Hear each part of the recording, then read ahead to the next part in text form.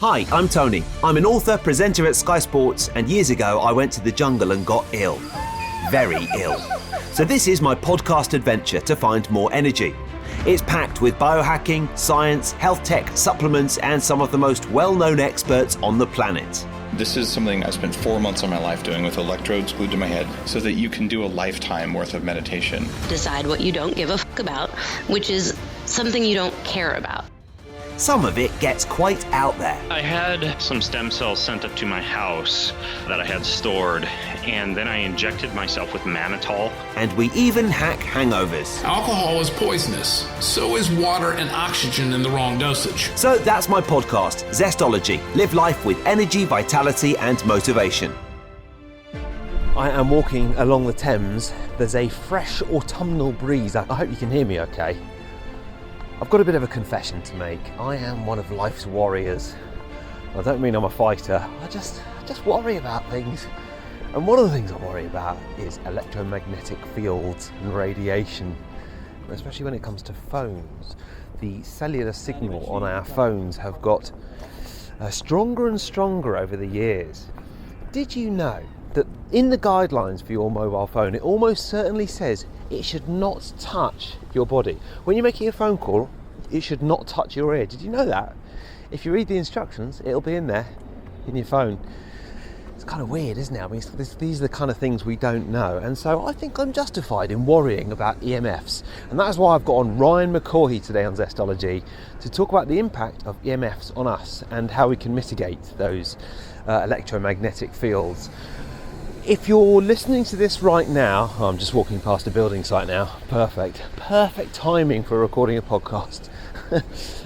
If you're listening to this podcast now and your phone is in your pocket, front pocket or back pocket, it is very close to some essential parts of your body, and it maybe shouldn't be.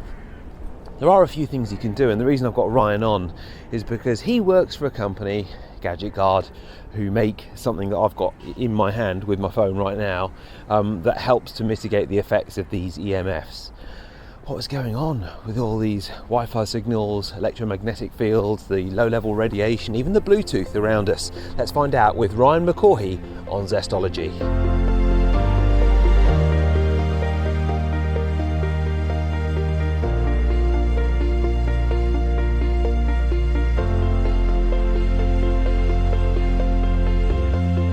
We are recording. Ryan, thank you very much for joining me. How are you doing? Pretty good. Good to be here. Yeah, really good to talk to you as well. Can we start by you kind of giving us a little overview of what you've been looking into in terms of EMFs, mobile phones, phone signals, and why they might not always be good for us? Sure, yeah. So this is something I've been working on for maybe the last 10 years or so. And during that time, there's been a lot of new research in the field of exposure to RF. Probably one of the biggest things to happen was in 2011, the World Health Organization classified cell phone radiation as possibly carcinogenic to humans, meaning there's a potential cancer risk. And that came from research that they were looking at the time, mostly epidemiological studies that showed that heavy cell phone users had higher risk of developing certain types of brain tumors. So people who used their phone like for over 10 years, for example, had twice the risk of developing a glioma. And then there's been numerous studies since then that have added to the field of evidence. Right, it's fairly terrifying. So I know you've been doing this for a long time, and can I just go over what the World Health Organization actually says again? Because I really don't think many of us know that. Yeah, so they classify the RF signal from cell phones as being a possible human carcinogen. So they have a few different tiers of risk. Then like the next one up is a probable carcinogen, and cell phones fall into the second tier. They're currently reevaluating the evidence because it's been almost 10 years since they came out with that, and a lot has happened since then. And a lot of that was based on, as I said, epidemiological studies. So they looked at people reported their cell phone use, and then over time they monitored a large group of people and saw who developed various different types of cancer. This one of the biggest studies, the Interphone study, is where they drew a lot of their conclusions from, and that showed that if you the side of the head that you hold your phone on, they call it ipsilateral. It just means that's the same side that your phone's on. Though that side of the head actually developed more gliomas than a control group that had no cell phone use. I think it's probably hard to believe now that you could find a group of people that don't use cell phones. Yeah. But this study was from probably 20 to 10 years ago when cell phones were probably still in their infancy. Not everyone had one at that point. Obviously today it's a different matter, where people have multiple cell phones. They do. Yeah. So, I mean, I've worried, I worry about a lot of things, Ryan, but I've worried about this issue for a long time. And so I'm really pleased to talk to you about it. Is the main problem the increase in strength and signal of cell phones, and the main issue is when we hold it to our ear? Or is it also when we're just holding it, or when it's in our pocket or something like that as well? Yeah. Actually, over time, the intensity or the strength of cell phones has actually been decreasing. Like if you think back to, I don't know, the 80s and those huge big bricks that you held on and had in a case, those guys pumped out significantly more power than today's cell phones, which are designed to be very efficient to maximize battery life. But the big difference is that we're not using our cell phones a whole lot more. I don't know how often you use your phone, but I'm on mine a few hours a day at least, and there's probably people who use them a lot more. And we're now, because they're so small and portable, we now actually carry them on our bodies. They're in our pockets, and right up next to our ear when we're talking. And if you look at your cell phone manual, it actually tells you to keep your phone away from your body, depending on which phone you have. It could be 5 millimeters away or 10 millimeters away or up to an inch away. It just varies by the phone manufacturer. So if you're keeping your phone closer than that, and most people when they're in their pockets, it is closer than that, then you could be exceeding the safety limit. And not a lot of people are aware of that. Most people don't read their manuals for any devices. They go straight in the trash. But there's often important information in there that's overlooked. That is absolutely ridiculous, though, isn't it? Because I mean, you have to hold a mobile phone to use it. Yeah, for sure. Unless you put it on a table or something. Yeah. So that's people often ask, what's the best way to reduce your exposure? And it is keeping it just further away. So use hands-free when you can. And just the further away you keep it from your body, the lower the exposure. So the phones are designed quite cleverly today. So that, say, if they're up next to your head, they actually know they're next to your head, and they'll have it. They'll use a certain antenna so there's multiple antennas on your phone. They'll use the one that's maybe furthest away from you. If it's next to your body, they often have what's called a proximity sensor, and they know that they're right up next to your body, and they'll actually dial down their power. I think that's just really an admission that there is an issue, because there's mechanisms within the device to limit your exposure. Yeah. Let's terrify people a little bit more before talking about some potential solutions. This kind of RF radiation that is linked to mobile phones has been linked to lower sperm counts, headaches, the stuff that you already talked about in terms of cancer on one side of the head, and also effects on learning and memory, hearing, behavior, and sleep as well. Am I right in all of those things? Yeah, a lot of those things have been linked to cell phone exposure. Some of them are epidemiological studies. Some of them are more like biological studies where you actually expose the cells, for example, or the person to RF. Like you mentioned, the fertility, like sperm count and motility.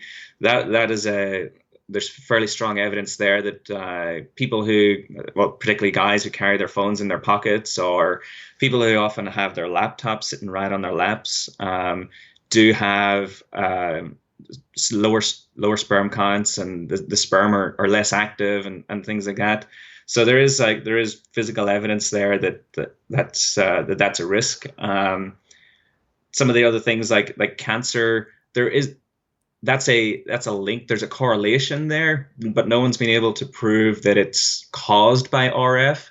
But there are other studies that show, for example, when you hold your phone up next to your head. They did this with people in a PET scan, where they were scanning the people's brains while they had their phones next to their head, and they noticed that brain metabolism increased significantly if you're on a call that lasts more than 50 minutes.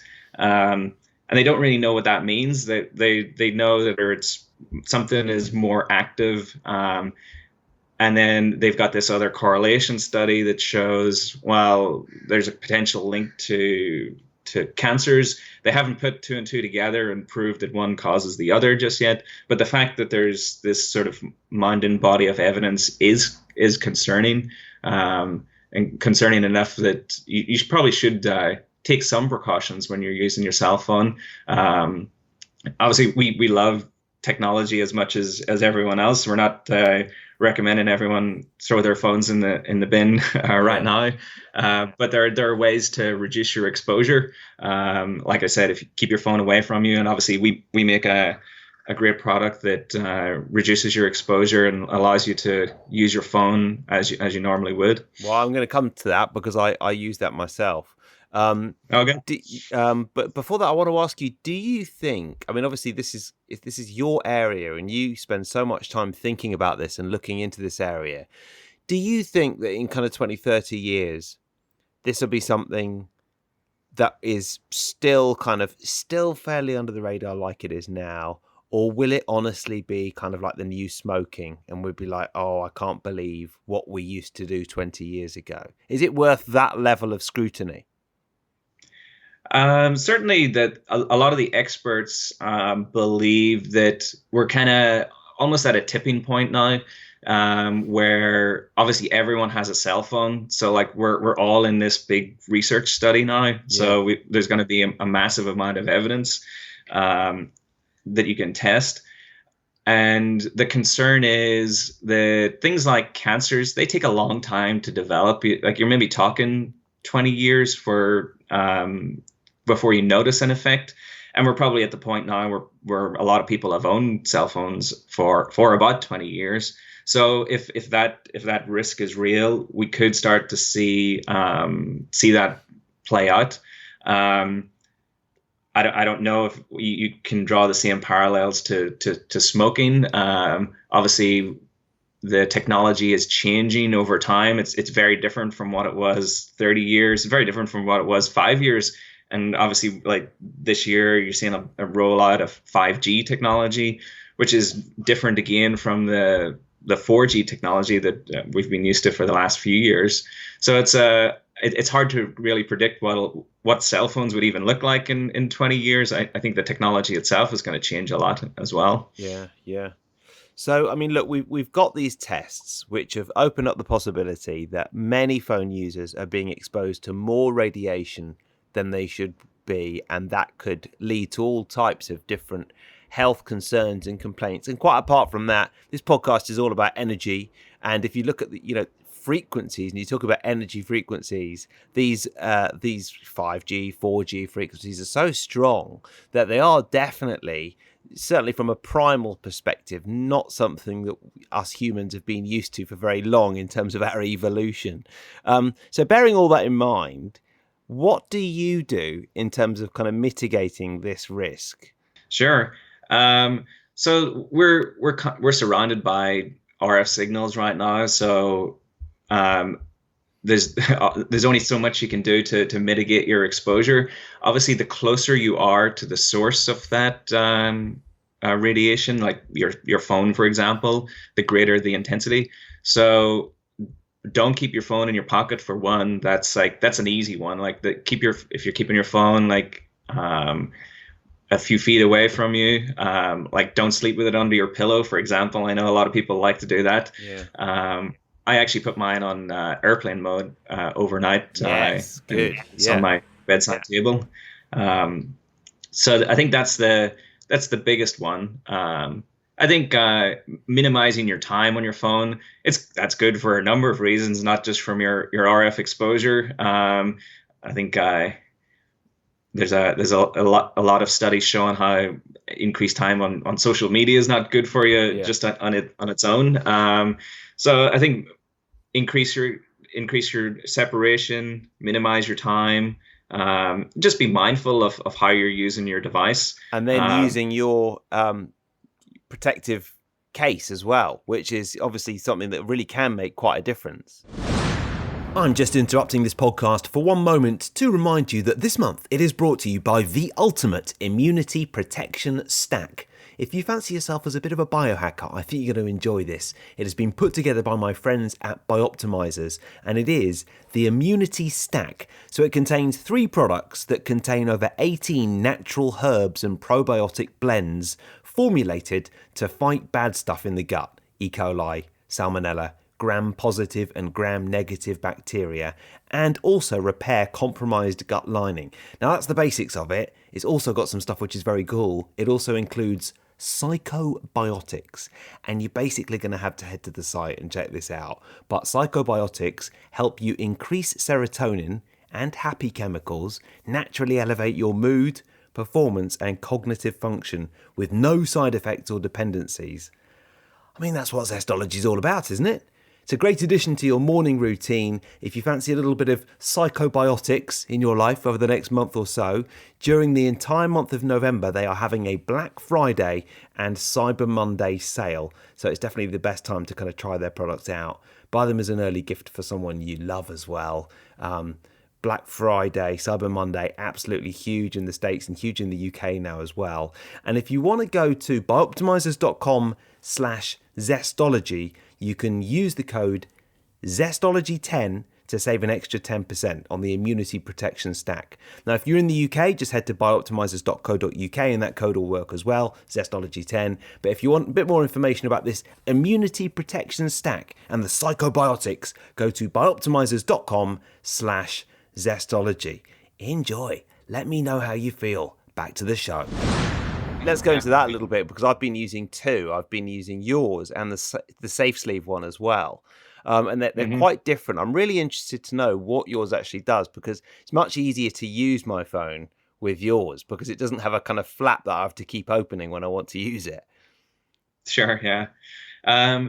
So what makes our technology unique is that we're reducing your exposure without reducing your cell phone reception or your ability for your phone to communicate.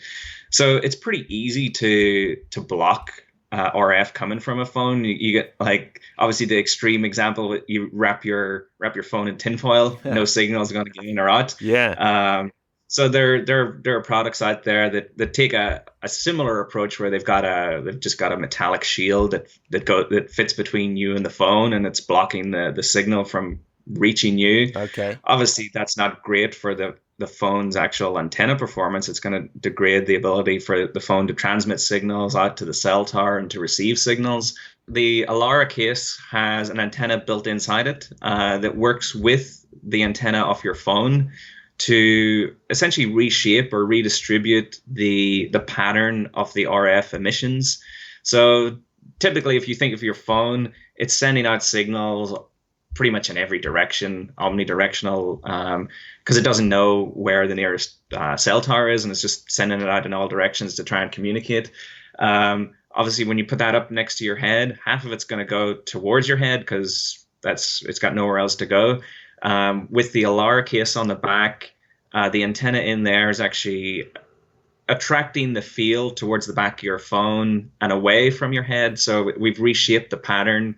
So you've still got the same incoming and outgoing signal. It's not being blocked in any way. It's just a different shape.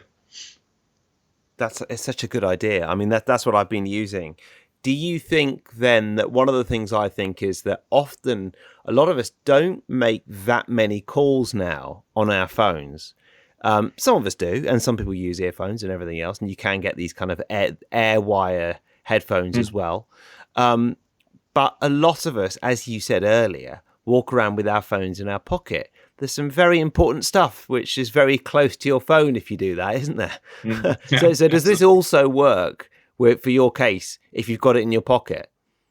Absolutely, yeah. So it's still providing you that same protection, especially if you've got like the phone facing like the phone screen towards your body. It's drawing that signal out the back.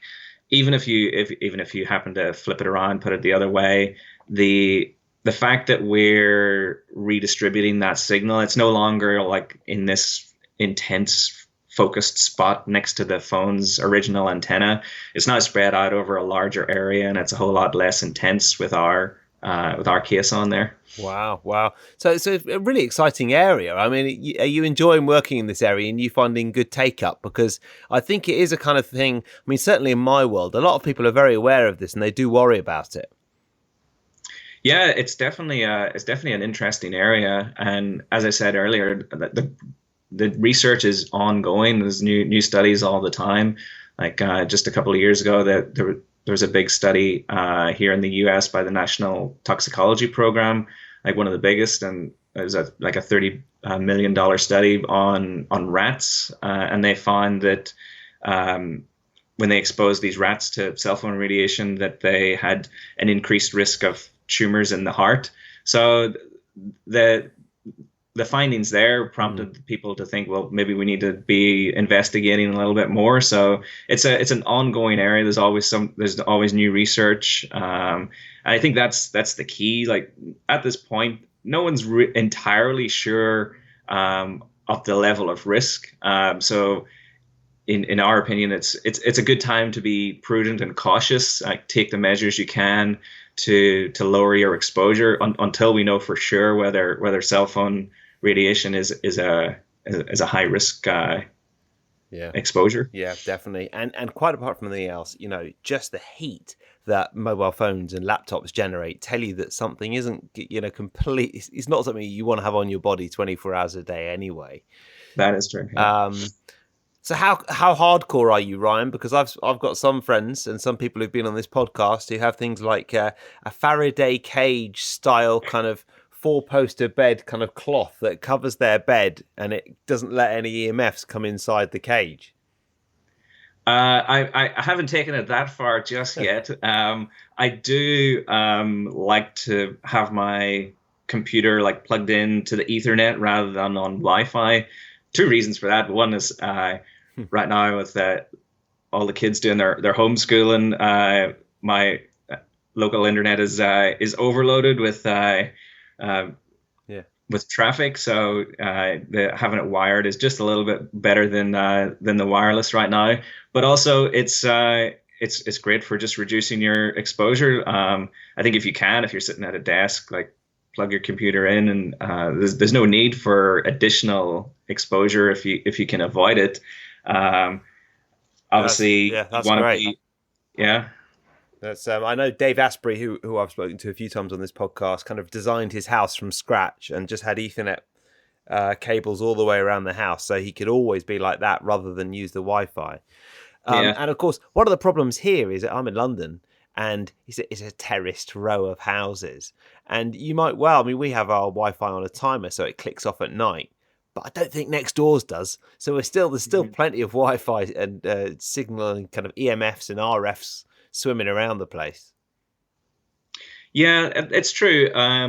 That's the modern world we live in today, I guess. It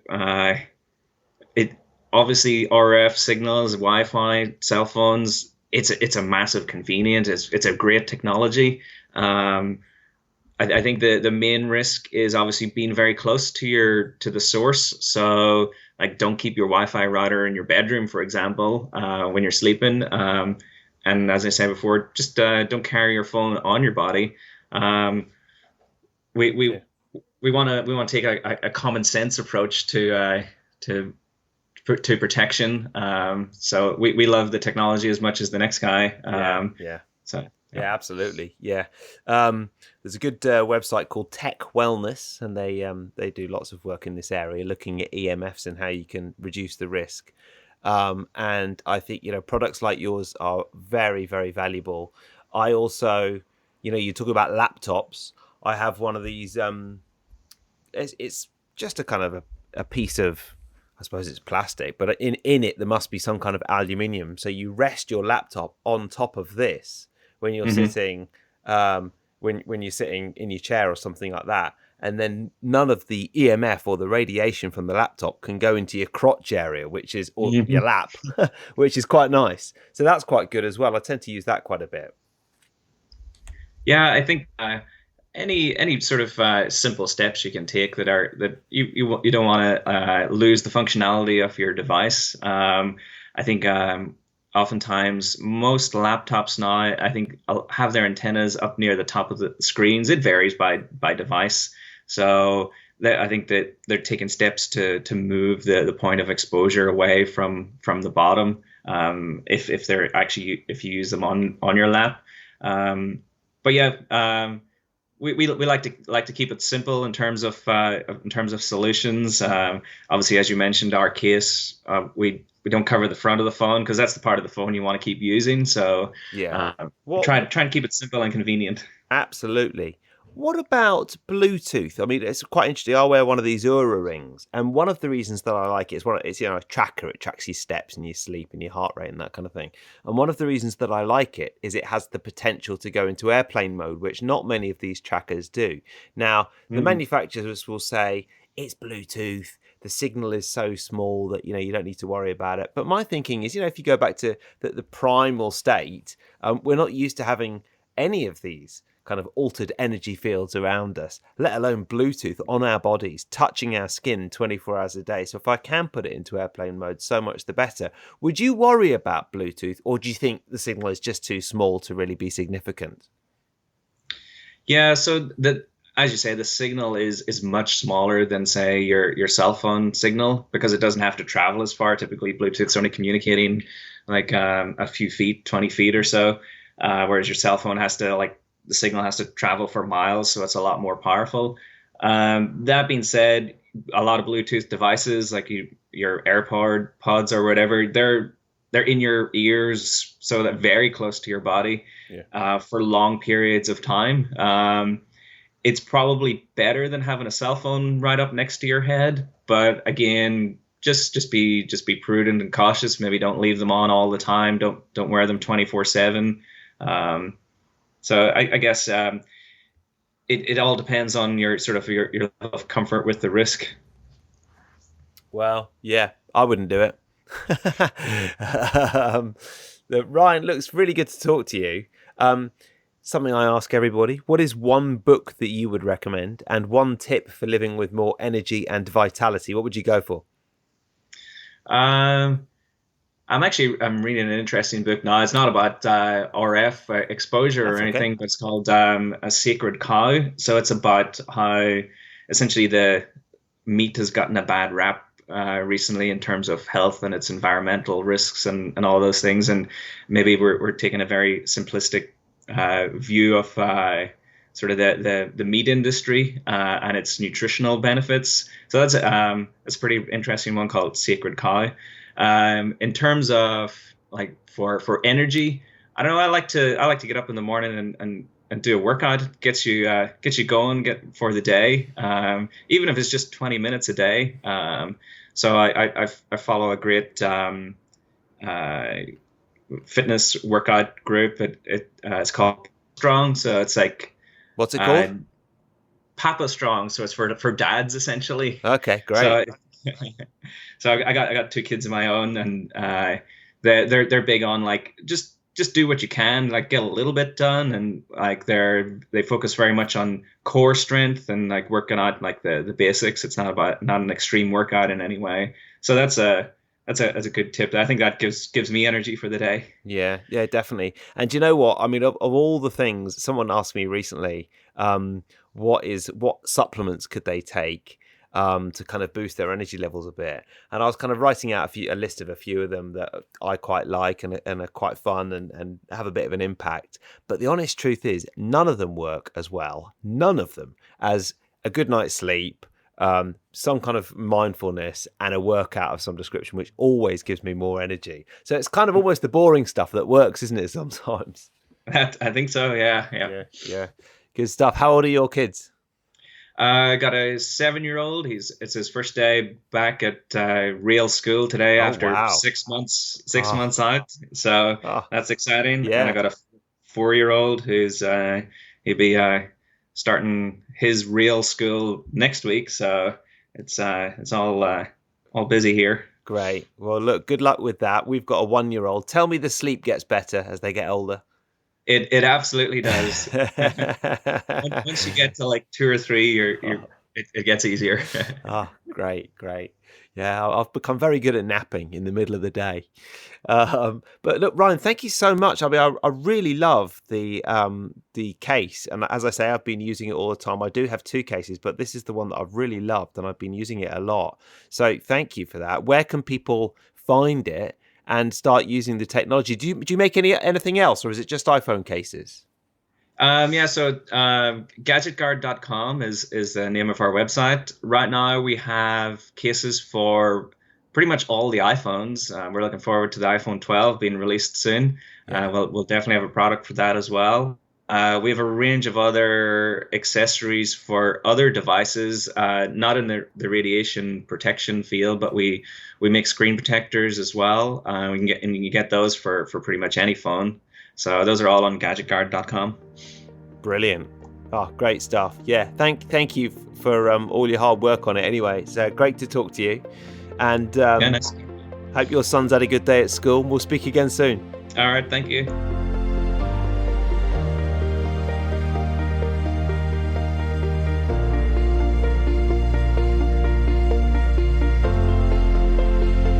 That is pretty much it for today's podcast. I'm back home now. And you definitely want to ask yourself, what is that in your pocket? And is it your mobile phone? And are you going to take it out? Or are you going to protect yourself in some way?